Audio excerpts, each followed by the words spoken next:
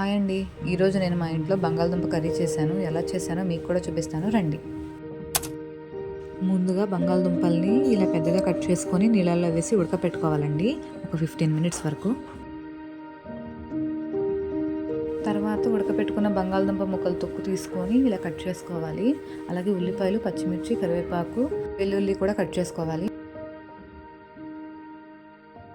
ఇప్పుడు కడాయిలో ఆయిల్ వేసుకొని జీలకర్ర, పచ్చిమిర్చి, కరివేపాకు, వెల్లుల్లి, ఉల్లిపాయలు వేసి ఫ్రై చేసుకోవాలి.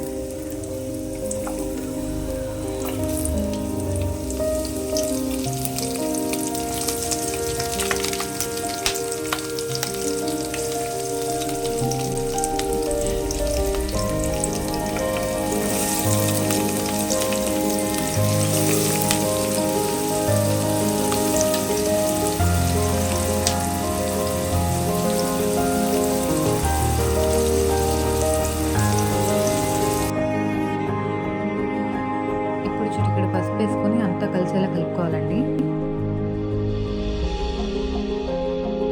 ఉల్లిపాయలు ఇలా వేగాక ఉడకపెట్టిన బంగాళదుంపల్ని వేసుకొని బాగా కలిసేలా కలుపుకోవాలండి.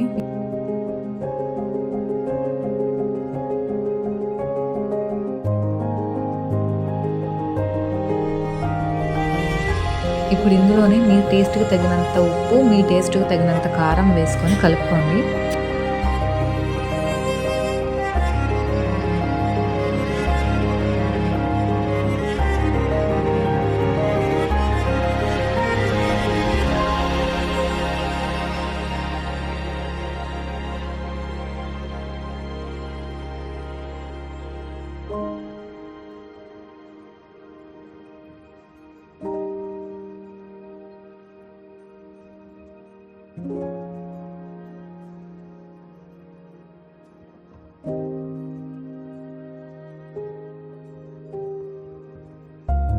ఇలా చూపిస్తున్న విధంగా కుక్ అయిపోతుంది.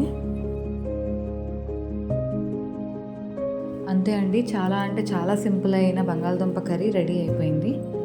ఇలాంటి మరిన్ని వంటల కోసం మన ఛానల్ని సబ్స్క్రైబ్ చేయండి.